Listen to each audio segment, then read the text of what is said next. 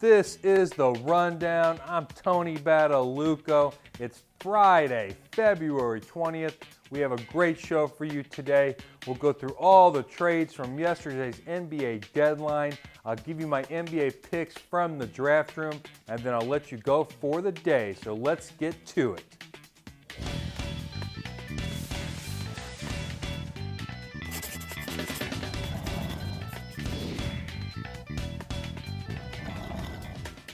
Welcome to the draft room. I'm going to get into my NBA picks here in a second, but before that, I just want to run down the trade deadline, all the trades that happened last night, going up to 3 o'clock Eastern.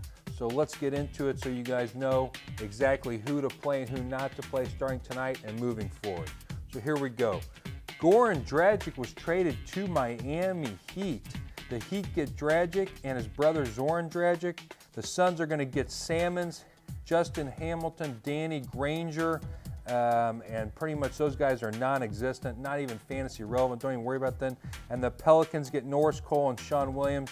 Norris Cole just goes in there to play a little backup point guard. But the only guys that I said in that trade that are relevant are going to be Goran Dragic. Going to the next trade, it's Michael Carter-Williams who goes to Milwaukee, and Brandon Knight goes to Phoenix. That's a 3-team deal. The Suns get Brandon Knight and Kendall Marshall. The Bucks get Michael Carter-Williams, Miles Plumlee, and Tyler Ennis. And the 76ers get a first-round pick via the Lakers. Of course, the 76ers are trying to just go to the toilet this year so they can get big draft picks, pile up some assets. So big things here in this trade. Suns get Knight. He's going to be running the point alongside Eric Bledsoe. And Michael Carter-Williams, the young man, goes to the Bucks. Going to the next trade, Kevin Garnett, the old man, gets traded to the Timberwolves in exchange for Thaddeus Young. Thaddeus Young's going to be playing big minutes in Brooklyn now. He's going to take right over where Kevin Garnett started. Kevin Garnett goes back to his team that drafted him. He should be not around for a year or two. I think that's more of a strategic move, maybe to sell tickets, especially with some sentimental value going there.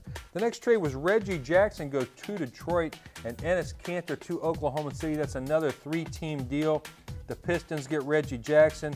The Thunder get Enes Kanter, Kyle Singler, DJ Augustine.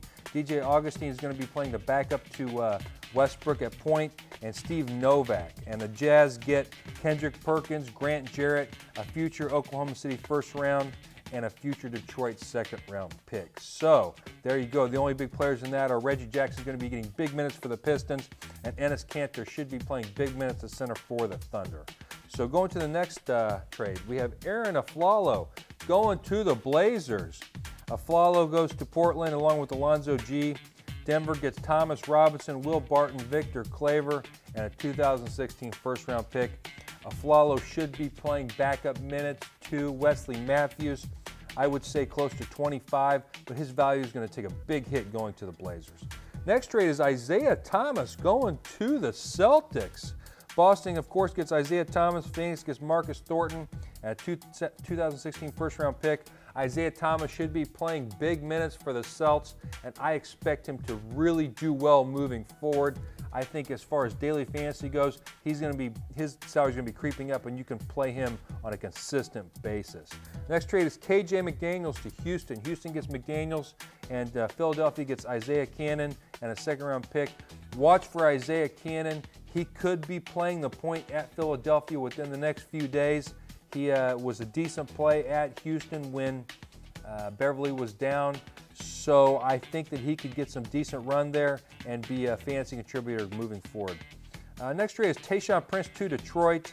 Detroit, of course, gets Prince. Boston gets Jonas Jerebko and Luigi Dettoni. All these guys are actually irrelevant. Don't even worry about them. You're never going to play them in fantasy. JaVale McGee goes to the 76ers. This was just kind of a trade for the Philadelphia, who is under the cap. They basically take JaVale McGee's salary on for this year, and they get a first-round pick in exchange. So for the most part, Philadelphia gets a free first-round pick. I thought it was a genius deal myself. Andre Miller gets traded to the Kings, and Washington gets Ramon Sessions. Sessions is going to be playing a backup point guard to Wall. They kind of needed some depth there. Andre Miller, the professor, pretty much non-existent. I wouldn't even think that he could be anything on the fantasy trail moving forward. And the last trade is Pablo Bergioni going to Houston. New York gets Alex Chavez, two second-round picks, and of course Houston gets Bergioni. I don't think any of this is fantasy relevance, just to update you on what's happening. But those are the trades for the deadline. Now we're going to go right into my picks for the night, so let's get to it. So we're starting with point guard. The 76ers have signed Tim Frazier to another 10-day deal with Isaiah Cannon coming in, but probably he's not going to play tonight. I like Tim Frazier at 11.2K versus Indiana. Frazier has been given, of course, another 10-day contract, and so he should see minutes tonight. Expect him to get a lot of run for a team that needs a point guard with MCW. Michael Carter-Williams now bound for Milwaukee. He went for 22 stacking points in his last start before the break and has the ability to prove stats across the board. With Philly needing a day to get Cannon ready, Frazier can put up 30 stacking points tonight. Going to my next point guard, I have Derrick Rose, 17.4K at Detroit. Rose has had the break to rest up his injuries and should come out fighting. Newly acquired Reggie Jackson won't suit up for Detroit, and Augustine is now in Oklahoma City. That leaves Rose playing with some scrubs guarding him all night. Look for the Chicago point guard to do big damage. I like Rose for 40 stacking points tonight. Shooting guard, I'm going with the Splash brother, Klay Thompson, 17.7K versus San Antonio. Klay is a beast at home, as we said before, and a snail on the road, and his shooting percentages aren't even close, with 48% three-point shooting at home as opposed to a 38 on the road. With San Antonio playing lackluster, they will definitely try to beat the best team in the West. Thompson is one player that can get some great looks, especially from behind the three-point line. He shoots, again, like I said, 48.5% from three at home, and that should carry him to a 35-plus stacking point night. Going to my next shooting guard, I have Victor Home Depot Oladipo, 16.1K versus New Orleans. Fresh off an impressive showing at the slam dunk contest, Oladipo should be primed for a big second half. He's the best guard that Orlando has and can shoot, pass, and play some defense. Expect Orlando to run the offense through Victor and Vucevic till the end of the year. I'm banking on him being a great bargain with a 30-plus stacking point night becoming a norm moving forward.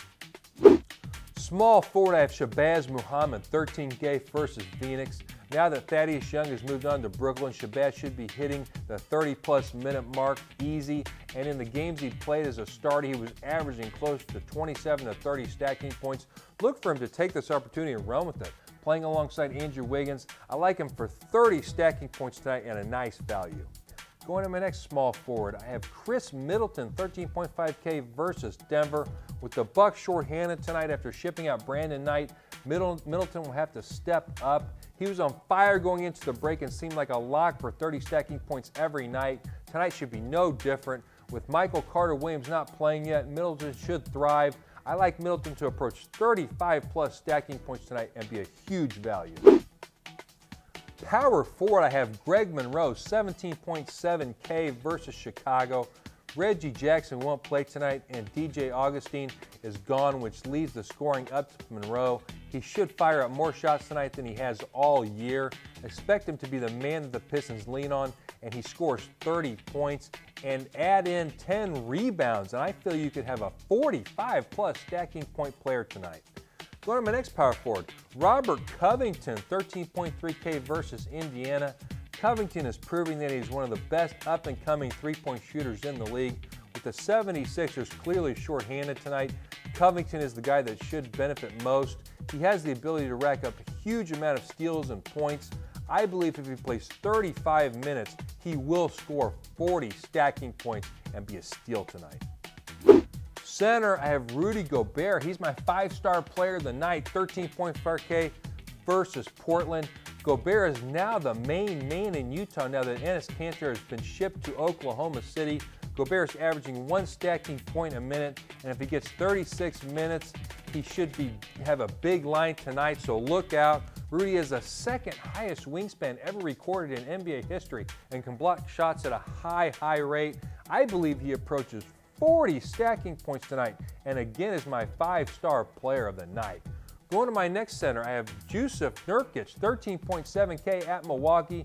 Nurkic is one of the best up-and-coming players in the league at the big man position. He can do it all: rebound, block, score. His only kryptonite is getting in foul trouble. Nurkic is averaging 1.11 stacking points a minute, so if he logs 30 minutes tonight, he will approach 35 stacking points. Jusuf is a nice bargain if you don't want to play any of the high-value centers. Thanks for watching, guys. I hope these NBA picks will help you win some cash tonight. Make sure you remember all the trades from the deadline. That's going to help you moving forward in the NBA draft lobby. Remember to like, comment, and subscribe. We'd love to hear your opinions. As always, I'm Tony Badalucco. So just remember, do your research and choose your team wisely if you want to become Fantasy Sports World.